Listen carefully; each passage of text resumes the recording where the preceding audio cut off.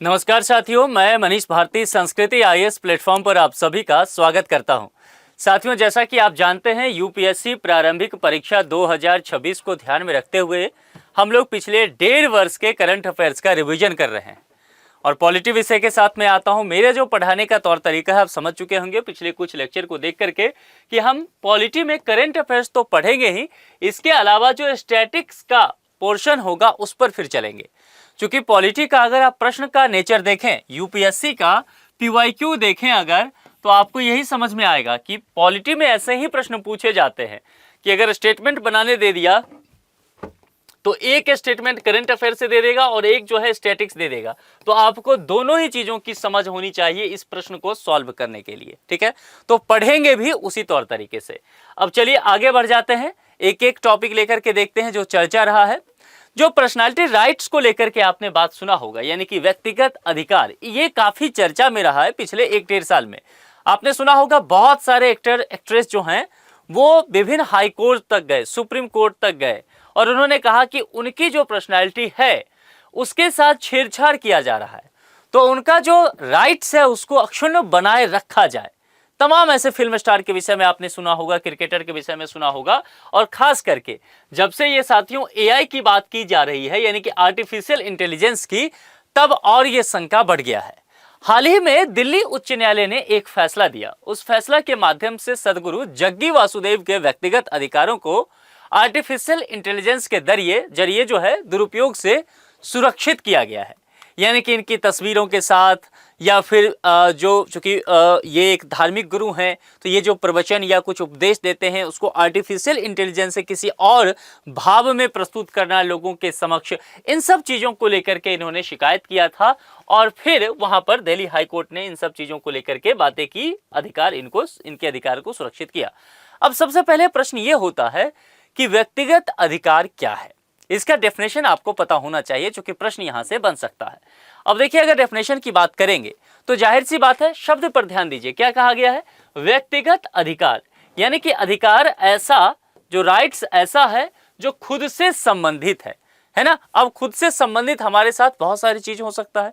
मेरा जो व्यक्तिगत गुण हो सकता है, मेरे जो पर्सनैलिटी के तमाम डायमेंशंस हो सकते हैं, मुझसे जुड़े हुए जो फैक्ट हो सकता है जिसमें नाम भी आ सकता है, मेरी छवि आ सकती है, मेरी आवाज आ सकता है, मेरे भाव, जो आप कह सकते हैं जिसको कहते हैं ना बॉडी लैंग्वेज, ये सारी चीजें आ सकता है। तो क्या इसका कोई अनधिकृत उपयोग किया जा सकता है? और अगर इसको कोई कंट्रोल करने की बात की जाती है तो क्या वो सही होगा? जाहिर सी बात है वो गलत होगा। जैसे कि उदाहरण से समझिए, मैं आपको करंट अफेयर्स पढ़ा रहा हूँ, ठीक है, और मैं बोल रहा हूँ, मेरी आवाज है, सब कुछ है, लेकिन कोई व्यक्ति आप में से आए एआई से प्रयोग करते हुए, मैं बोल रहा हूं, मेरा बॉडी लैंग्वेज वैसा ही है, और मेरे बोलने से करंट अफेयर्स पॉलिटी का हटा करके कोई अश्लील गाना डाल दे, तो हो सकता है और थोड़ा सा हाथ पैर का मूवमेंट बढ़ा दे, ऐसा लगे कि उस पर ये ठिरक भी रहे, डांस भी कर रहे हैं। और आप जानते हैं एआई के माध्यम से ऐसा करना आज के समय में बेहद आसान है। तो इन्हीं सब चीजों का दुरुपयोग जो हो रहा है, इसको रोकने की बात विभिन्न सेलिब्रिटीज के द्वारा किया जा रहा है। ये पिछले 1-1.5 साल में बहुत चर्चित विषय रहा है। कई बार क्या होता है, इस तरह के टॉपिक को हम लोग नज़रअंदाज कर देते हैं। जो राजनीति या जुडिशरी का टॉपिक बहुत चर्चा में रहता है, हम केवल उसी को करंट अफेयर्स मान लेते हैं। और हमने ये देखा है, पीवाईक्यू के माध्यम से महसूस किया है कि यूपीएससी इसी तरह के प्रश्न जो नज़र से ओझल हो जाता है उस पर जाकर के प्रश्न बनाती है। तो कानूनी स्थिति को अगर लेकर के भारत में बात करेंगे तो भारत में किसी भी कानून में व्यक्तिगत अधिकारों का स्पष्ट रूप से उल्लेख नहीं किया गया है। अब देखिए, यहां पर एक बात यह भी है, उल्लेख नहीं किया गया है, कहने का तात्पर्य यहां यह भी है, समय के साथ हमारे सामने विभिन्न तरह के चैलेंज आ रहे हैं। अब जब चैलेंज आएगा तभी उसको उस हिसाब से फेस किया भी जाएगा, है ना।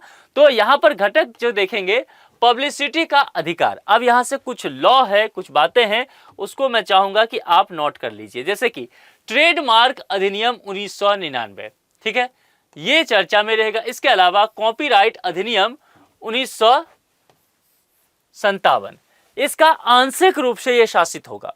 अब देखिए, जब हम लोग ये बात करते हैं ना कि बौद्धिक संपदा के संरक्षण का भी अधिकार है ना, इंटेलेक्चुअल प्रॉपर्टी राइट्स की जब बात करते हैं तो उसके अंतर्गत ट्रेडमार्क की भी चर्चा की जाती है, कॉपीराइट अधिनियम की भी चर्चा की जाती है। इसके अलावा जो सबसे महत्वपूर्ण मुझे लग रहा है वो है निजता का अधिकार, राइट टू प्राइवेसी। और ये आता है आर्टिकल 21 के अंतर्गत। आर्टिकल 21 के हैं तो संविधान के भाग 3 के अंतर्गत आता है। और उसमें अगर बात किया जाए तो जो फंडामेंटल राइट्स हमें देखने को मिलता है उसके अंतर्गत ये चीजें यहां पर देखने को मिलता है। अगर आप देखेंगे 2019-20 का पेपर निकाल के देखें यूपीएससी का PYQ, तो लगातार 2 साल बैक टू बैक ये आर्टिकल 21 से ही प्रश्न बना, बैक टू बैक लगातार यूपीएससी ने पूछ लिया। और मुझे ऐसा लगता है कि ये बहुत चर्चा में इस बार भी रहने वाला है, चूंकि लास्ट ईयर इस पर प्रश्न बनने के चांस थे 2025 वाले प्रीलिम्स में, लेकिन प्रश्न नहीं बना था।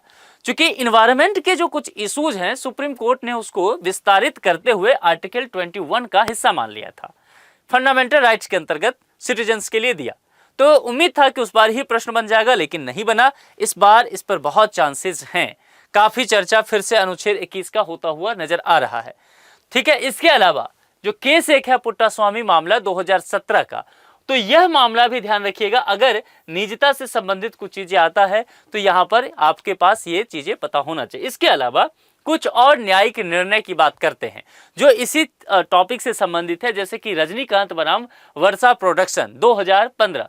हाँ, ये वही रजनीकांत हैं थलाइवा, तो वो जो थलाइवा हैं उनका भी एक इशू जिस तरह का जा चुका है। उसमें भी अदालत ने ये माना था कि किसी भी सेलिब्रिटी का नाम या उनका स्टाइल, रजनीकांत का स्टाइल तो समझते हैं आप, है ना, तो वो स्टाइल या नाम उनकी सहमति के बिना अगर आप उपयोग करते हैं तो निश्चित तौर पर उनके व्यक्तित्व के अधिकार का आप उल्लंघन कर रहे हैं। तो एक केस ये भी ध्यान रखिएगा, हो सकता है कि स्टेटमेंट यहीं से बन जाए। चलिए अब जरा बात करते हैं दीपा जयकुमार बनाम AL विजय, 2019 का मामला है। यह मामला मद्रास हाईकोर्ट का है। मद्रास हाईकोर्ट ने इस मामले में यह कहा था कि व्यक्ति जो हैं, यानी कि अगर मेरी कोई पर्सनल राइट है तो वो कब तक मेरी पर्सनल राइट रहेगा, इसको समझना है, व्यक्तिगत अधिकार। तो उन्होंने कहा कि जब तक कोई व्यक्ति जीवित है, अगर वो कोई सेलिब्रिटी ही है तो जीवित है तब तक उनका ये अधिकार है, लेकिन अगर उस व्यक्ति की मृत्यु हो जाती है तो उनके व्यक्तिगत अधिकार भी स्वतः ही समाप्त हो जाते हैं। तो ये मामला यहां इसको घुमा करके इसी टॉपिक से प्रश्न बन सकता है। तो कुल मिलाकर के ये टॉपिक बहुत चर्चा में रहा है और यहां पर तमाम तरह के कानून में लूपहोल हैं, प्रश्न पूछे के जाने के चांसेस रहेंगे। अच्छे से तैयार कर लीजिएगा, आगे बढ़ जाए। चलिए फोन टैपिंग की बात करते हैं। फोन टैपिंग लगातार सुर्खियों में रहा है ना। राजनीतिक तौर तरीके से इस पर काफी गहमा गहमी हो चुका है। मौलिक अधिकार के उल्लंघन की बात की जा चुकी है। देश के पार्लियामेंट में काफी चर्चा चला है, काफी सेशन इस वजह से स्थगित करना पड़ा। कई राज्यों के विधानसभा में इस बात को लेकर के चर्चा किया है। कुल मिलाकर के मद्रास उच्च न्यायालय में एक मामला गया और मद्रास उच्च न्यायालय ने यह निर्णय दिया था कि अपराध का पता लगाने के लिए, ध्यान समझिए, जो क्राइम हो रहा है उस क्राइम का पता लगाने के लिए किसी गुप्त अभियान में किसी व्यक्ति का फोन टैप नहीं किया जा सकता, क्योंकि यह निजता के मौलिक अधिकार का उल्लंघन है। यानी कि ध्यान रखिएगा, यहां पर आर्टिकल 21 फिर से आ गया। मैं बार बार कह रहा हूं कि आर्टिकल 21 बहुत चर्चा में हो रहा है। ऐसी स्थिति ना बन जाए कि लास्ट ईयर इस पर प्रश्न ना बना हो और घुमा फिरा के कहीं ना कहीं से प्रश्न बन के रूप में ये हमारे सामने दिखे, क्योंकि इस पर लगातार कोर्ट के द्वारा विस्तार किया जा रहा है। ठीक है, तो फोन टैप भी यह चर्चा में रहा है और इसे निजता के अधिकार यानी मौलिक अधिकार जो व्यक्ति का है, फंडामेंटल राइट्स है, उसका उल्लंघन माना गया है। अब चलिए मुख्य कानून और प्रावधान इसके अंतर्गत क्या क्या हो सकता है। अगर यहां से प्रश्न बनता है फोन टैपिंग से तो आपको क्या पता होना चाहिए। भारतीय टेलीग्राफ अधिनियम 1885, तो इसको सबसे पहले नोट कर लीजिए एकदम सुनहरे शब्दों में, क्योंकि ये संभव है कि प्रश्न रह सकता है। अब यहां ध्यान दीजिए शब्द पर, यह केंद्र और राज्यों दोनों को लेकर के बात किया गया है, को फोन टैप करने की क्या देता है, शक्ति देता है। पहली बात, इस अधिनियम से क्या मिला, स्टेट को भी और सेंट्रल गवर्नमेंट को भी यह पावर देता है कि आप किसी का फोन टैप कर सकते हैं। अब यहां पर कुछ एजेंसियों की बात, केंद्र सरकार के अंतर्गत जो कुछ केंद्रीय एजेंसियां हैं, 10 एजेंसियां, जैसे कि IB हो गया, CBI हो गया, ED हो गया, हमारी खुफिया एजेंसी रॉ हो गया, इन सब के लिए यह अधिकृत है। ये वाला कानून इसका अधिकार देता है। अब यहां समझिए, यह आदेश जो है, एडजेक्टिव पर ध्यान दीजिए, क्या लिखा हुआ है, केवल केंद्रीय गृह मंत्रालय के सचिव या राज्य समकक्ष द्वारा लिखित रूप में जारी किए जा सकते हैं। ऐसा नहीं कि ये एजेंसी में मान लीजिए रॉ के कोई चीफ हैं, अब उनके साला साहब को किसी व्यक्ति का फोन टैप करवाना है तो अपने जीजा जी को बोल दिए कि कर दीजिए, आप तो कर ही सकते हैं, आप एजेंसी के चीफ हैं, और आपको ये भारतीय टेलीग्राफ अधिनियम 1885 अधिकार देता है? नहीं कर सकते। और करना होगा तो क्या करना पड़ेगा? केंद्रीय गृह मंत्रालय के जो सचिव होंगे या राज समकक्ष द्वारा जो अधिकारी होंगे उनके द्वारा ये आदेश चाहिए। और आदेश भी कैसा? शब्द पे ध्यान दीजिए, कीवर्ड पे, लिखित रूप से, रिटन फॉर्मेट में, मौखिक नहीं चलेगा, ताकि कल को जांच हो कि आपने किस किस का फोन टैप कराया तो पता होना चाहिए। क्लियर है ये चीजें? ये किसके अंतर्गत कहा गया है? भारतीय टेलीग्राफ अधिनियम 1885, ब्रिटिश जमाने का कानून है। क्लियर? अब दूसरे पर चले, आइए। कुछ जो इसको लेकर के कुछ मसले हैं, निर्णय है, उसके आधार पर हम बात करेंगे। पीयूसीएल बनाम भारत संघ, ये 1997 का है। उच्च न्यायालय ने फोन टैपिंग के लिए प्रक्रियात्मक रक्षोपाय निर्धारित किए और कहा कि आदेश को 2 महीनों के अंत में समाप्त हो जाएगा यदि उसका नवीकरण ना हो। इसके अलावा कुछ अन्य कानून इस पर चर्चा, जैसे कि डाकघर अधिनियम 2023 और सूचना प्रौद्योगिकी अधिनियम 2000 भी संचार के इंटरसेप्शन को शासित करते हैं।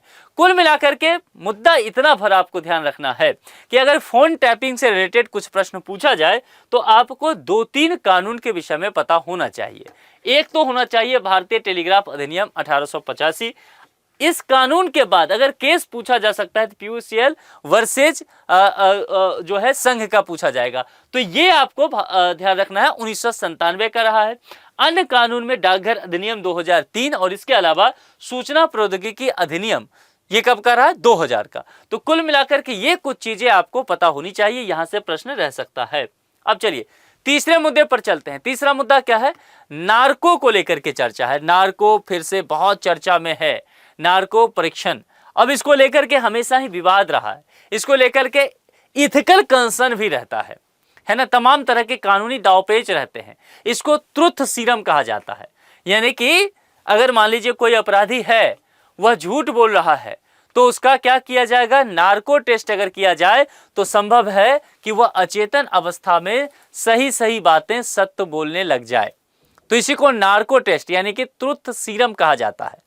सुप्रीम कोर्ट ने पटना उच्च न्यायालय के उस आदेश को निरस्त कर दिया था जिसमें सभी आरोपियों और गवाहों पर नार्को टेस्ट जो है अनिवार्य करने की अनुमति दी गई थी। अब ये किसके लिए कहा गया? जो आरोपी था उस केस में और जो विटनेस था, सबके लिए कहा गया कि आप नार्को टेस्ट इसके लिए अनिवार्य कर दीजिए। इसकी अनुमति वहां पर दी गई। अब यहीं से एक प्रश्न बनता है, आपसे ये नहीं पूछा जाएगा कि किस केस में क्या हुआ, प्रश्न यहां से बनेगा कि नार्को विश्लेषण परीक्षण फिर है क्या, ये बता दीजिए। देखिए, सबसे पहली बात तो हम जानते हैं कि पूछताछ करने की ही, इंक्वायरी जो पुलिस करती है उसकी ही एक तकनीक है। अब कोई व्यक्ति अपराध करता है तो निश्चित तौर पर अपराध के विषय में पूछा जाएगा और कुछ दवाएं उसको दी जाती है ना, साइको एक्टिव यानी कि मनोसक्रिय दवा दी जाती है ताकि उसकी सोचने समझने की क्षमता जो है वह कम हो जाए, वह तथ्य जो फैक्ट है, फैक्ट को छुपा ना पाए, झूठ ना बोल पाए। ये कब होगा? अपने मस्तिष्क पर धीरे धीरे उसका कंट्रोल कम होगा। तो इसमें क्या केमिकल यूज किया जाता है, यह प्रश्न आपसे पूछा जा सकता है। उसका नाम है सोडियम पेंटोथाल।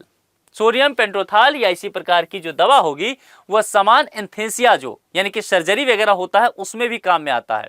वो कम मात्रा में, बहुत कम मात्रा में दिया जाता है, क्योंकि अगर बहुत ज्यादा मात्रा में देंगे तो संभव है वो व्यक्ति कोमा में चला जाएगा।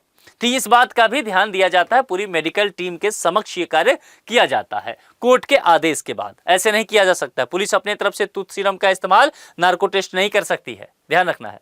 सुप्रीम कोर्ट के निर्णय के कुछ बिंदु समझिए।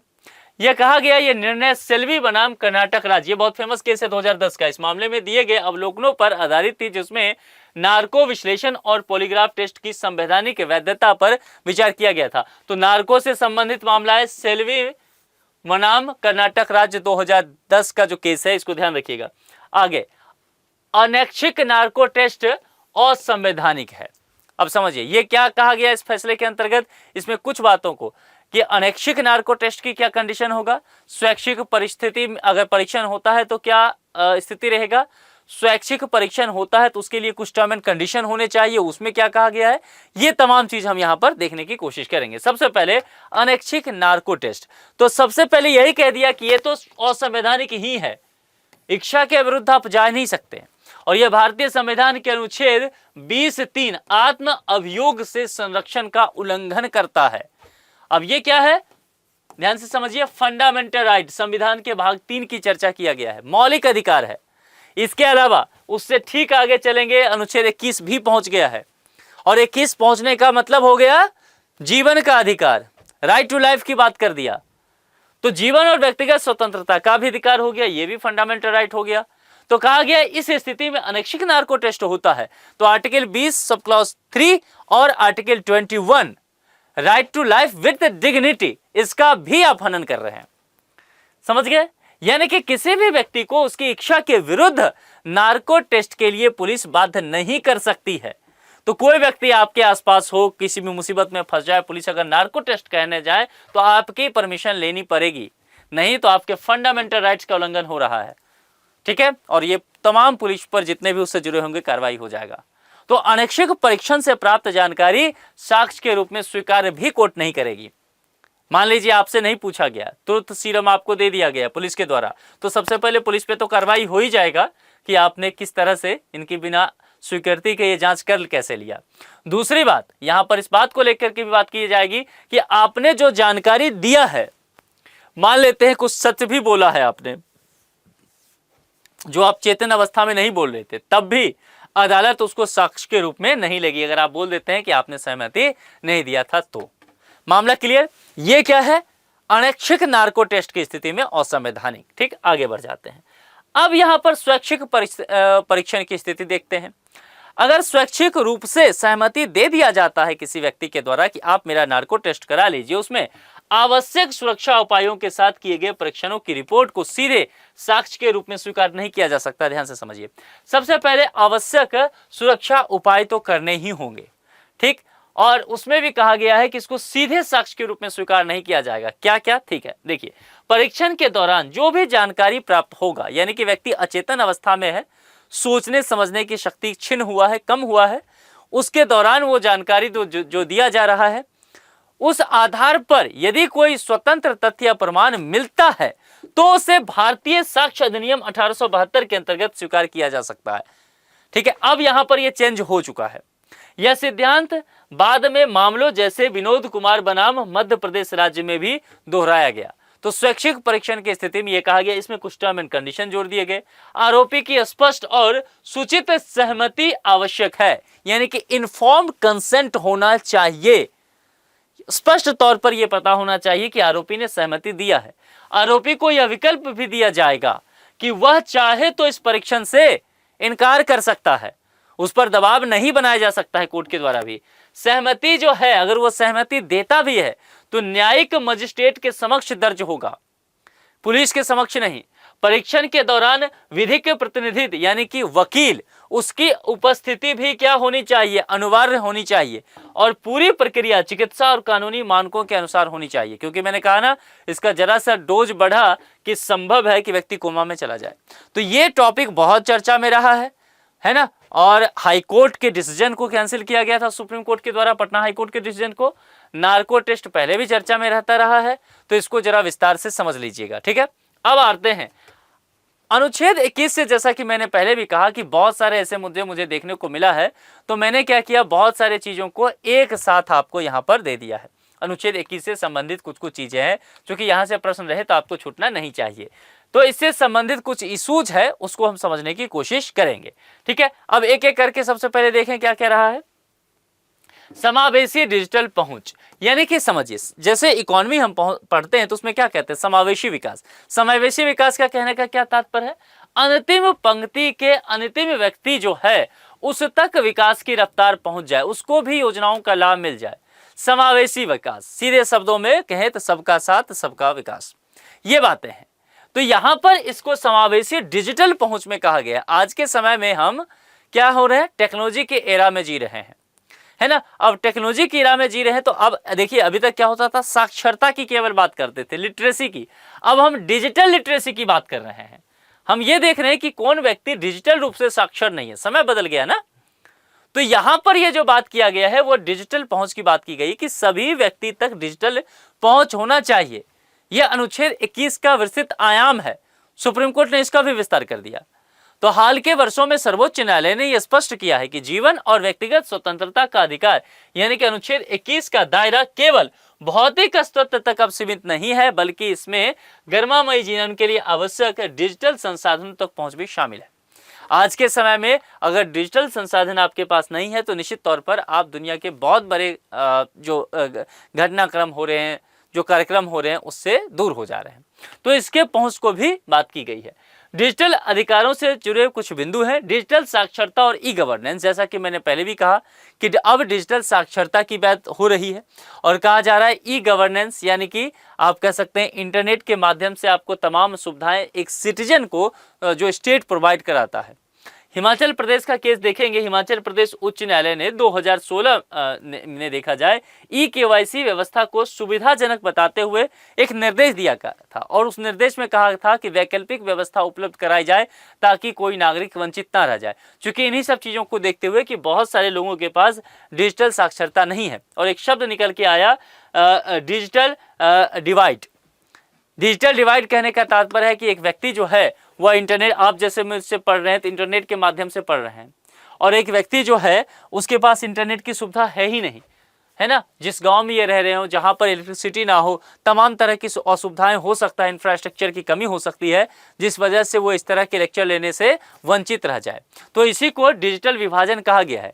डिजिटल क्रांति के बावजूद समाज का एक बड़ा वर्ग इसका हिस्सा है जहां पर इंटरनेट और डिजिटल संसाधन नहीं पहुंचा है। तो यह स्टेट का दायित्व है, राज्य का दायित्व है कि वह समान और समावेशी डिजिटल पहुंच सुनिश्चित करे। इसे भी आर्टिकल 21 के अंतर्गत डाला गया। आर्टिकल 21 का विस्तार जो है डिजिटल पहुंच का अधिकार देता है। सर्वोच्च न्यायालय ने यह माना है कि डिजिटल पहुंच अभिव्यक्ति की स्वतंत्रता यानी कि अनुच्छेद 19(1)(a) और व्यापार व्यवसाय की स्वतंत्रता अनुच्छेद 1(g) के प्रभावी प्रयोग के लिए आवश्यक है। आज देखते हैं सोशल मीडिया पर कोई काम होता है तो सोशल मीडिया पे लोग कितनी सारी बातें लिखते हैं। अगर उनके पास इंटरनेट ना हो, मोबाइल हो ना हो, संसाधन ना हो, तो इलेक्ट्रिसिटी ना हो, तो जाहिर सी बात है वो अपनी बात रख नहीं पाएंगे। अगर मान लेते हैं कि कोई व्यक्ति इन सब चीज़ों से संपन्न भी है, लेकिन आप देखते होंगे सरकार कहीं पर जैमर लगा देती है, नेट बंद कर देती है किसी दंगे फसाद की घटना में, तो लोग डिजिटल साक्षर होने के बावजूद भी उसका उपयोग नहीं कर पाते हैं। तो अब व्यक्ति की स्वतंत्रता तो हनन हुआ ना। इन्हीं सब चीज़ों को लेकर के सुप्रीम कोर्ट ने इस पर बात किया है। तो इंटरनेट तक पहुंचने को अनुच्छेद 21 के तहत गरिमामयी जीवन के एक महत्वपूर्ण तत्व के रूप में जोड़ करके देखा गया है। इस पर कुछ निर्णय भी हैं। अनुराधा भसीन बनाम भारत संघ 2020 बहुत फेमस केस है। न्यायालय ने कहा कि इंटरनेट के माध्यम से अभिव्यक्ति की स्वतंत्रता और व्यापार करने का अधिकार संवैधानिक रूप से संरक्षित है। देखिए आर्टिकल 21 का विस्तार कहाँ हो रहा है। इसके अलावा फहिमा शिरीन बनाम केरल राज्य 2019, ये भी बहुत फेमस केस है। केरल उच्च न्यायालय में मामला गया था। इंटरनेट तक पहुंच को शिक्षा और गरिमामयी जीवन के आधार से जोड़ा गया, उसके अधिकार से जोड़ा गया। और केरल तो इस मामले में बहुत आगे रहता है क्योंकि केरल में देखेंगे डिजिटल साक्षरता पर भी जोर दी जाती है। लिटरेसी को लेकर के भी केरल ही सबसे आगे रहा। तो अनुच्छेद 21 के अंतर्गत इसके गरिमामयी हिस्सा को जोड़ा है। अब यहाँ पर विस्थापन और आजीविका से वंचित होने की स्थिति में यह कहा गया है कि राज्य पर यह दायित्व है कि वह उचित पुनर्वास भी सुनिश्चित करे। चलिए अब यहाँ से अगले टॉपिक की तरफ हम बढ़ेंगे और देखेंगे कि अनुसूचित जनजाति जो हैं उनके लिए सीट को लेकर के रिजर्वेशन दिया गया है। Reservation of seats for scheduled tribes. तो अनुसूचित जनजाति यानी कि एसटी से संबंधित बातें यहाँ पर कही गई है। अब देखिए अनुसूचित जनजाति से संबंधित जो भी मुद्दा पहले चर्चा में रहा है, यह देखा गया है कि यूपीएससी या विभिन्न पीसीएस में उस पर प्रश्न बना है। तो यहाँ पर आपका ये दायित्व बनता है कि इस टॉपिक को अच्छे से पढ़ के जाइए। लोकसभा ने गोवा विधानसभा में, तो सबसे पहला फैक्ट आपके पास यही हो गया, गोवा विधानसभा, उसमें अनुसूचित जनजाति यानी कि एसटी के लिए सीटों के आरक्षण से संबंधित एक विधेयक पारित किया। किसने पारित किया? लोकसभा। किसके लिए? गोवा विधानसभा में एसटी के लिए। क्या हुआ? तो यहां पर सीट की रिजर्वेशन की बात की गई। ये सारे फैक्ट इस तरह से तोड़ के पढ़िए, रिजर्वेशन एसटी सब जुड़ा हुआ है, एक विधेयक पारित किया गया है। तो ऐसे करके प्रश्न बनेगा, है ना।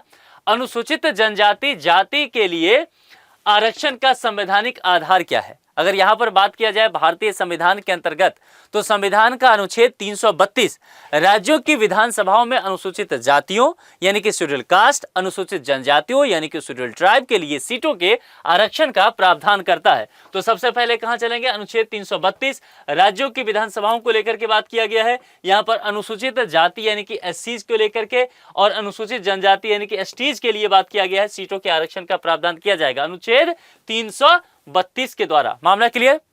यह प्रावधान जो है क्या होगा? सभी राज्यों पर लागू होगा, किंतु अब यहां पर इफ एंड बट के साथ समझिए, असम के स्वायत्त जिलों के संदर्भ में कुछ विशेष तरह की व्यवस्था की गई है। तो यह टर्म एंड कंडीशन आपको याद रखना होगा कि कहां पर हुआ है। अब यहां पर देखिए असम के लिए फिर क्या विशेष प्रावधान है, इसको भी समझ लीजिए। असम की विधानसभा में जो कुछ स्वायत्त जिला होगा उसके लिए पृथक आरक्षित सीटों का प्रावधान किया गया है। कहां पर? असम की विधानसभा में, जिससे जनजातीय समुदाय का समुचित प्रतिनिधित्व सुनिश्चित हो सके। तो यहां पर जो पृथक व्यवस्था भी किया गया, एक तरह से अफर्मेटिव एक्शन के तौर पर ले सकते हैं, यानी कि समुदाय के साथ अन्याय ना हो, इस बात को ध्यान में रखते हुए किया गया है। आनुपातिक प्रतिनिधित्व का सिद्धांत, अगर उसमें देखेंगे सीटों की मतलब रिजर्वेशन में आरक्षित सीटों की संख्या संबंधित राज्य में, अब जिस भी राज्य से, जैसे गोवा को लेकर के बात किया गया, तो एससी एसटी समुदाय की जनसंख्या के अनुपात के अनुरूप होना चाहिए। यानी कि सीट जितना रिजर्व किए हैं तो उसके पॉपुलेशन को आपको देखना पड़ेगा और उसके रेशियो में रखना पड़ेगा। इसका उद्देश्य क्या है? निश्चित तौर पर एक ही बात निकल के आता है कि राजनीतिक प्रतिनिधित्व पर्याप्त हो, है ना, उस समाज का, और इसके वजह से उस समाज का जो कि एक तरह से कह सकते हैं विकास की गाथा में पिछड़ चुका है, उसका सामाजिक न्याय और समावेशन सुनिश्चित किया जा सके। तो कुल मिलाकर के अगर साथियों देखा जाए, इतने सारे टॉपिक जो हैं आपके लिहाज से बेहद महत्वपूर्ण यहां पर हो रहा है। इस सब को अच्छे से तैयार कर लीजिए, आगे फिर हम और लेक्चर लेकर के आएंगे। होली के शुभ अवसर पर आपके लिए ऑफर है, 3 मार्च 2026 तक वैलिड रहने वाला है। शानदार मौका क्या है? ऑफलाइन क्लासरूम कोर्सेज पर 20% का ऑफ और ऑनलाइन क्लासरूम कोर्सेज पर ओवरऑल 85% का ऑफ देखने को मिलेगा। दिल्ली और प्रयागराज दोनों ही ब्रांच पर। यहाँ पर कॉन्टैक्ट नंबर और यहाँ पर संस्कृति एस का वेबसाइट दिया गया है। कॉल करके या वेबसाइट पर विजिट करके आप अधिक जानकारी ले सकते हैं और फिर अपने मनचाहे कोर्स में आप नामांकन भी ले सकते हैं। आप लोग की तैयारी कैसी चल रही है ये जरूर बताएं। किसी टॉपिक को ना समझ पाएं या आपको लगता है कि जैसे कि कुछ संवैधानिक चीज़ों के विषय मैंने बताया और आपको लगता है कि एक दो और टॉपिक है जो आपको ना समझ में आ रहा हो, उस पर चर्चा की जानी चाहिए, तो आप कमेंट बॉक्स में बेहिचक लिख सकते हैं। मैं अगले लेक्चर में उसको शामिल कर लूंगा। आज के लिए इतना ही। जुड़ने के लिए आप सभी का बहुत बहुत शुक्रिया। पारिसमाप्ति की घोषणा की जाती है। Thank you so much.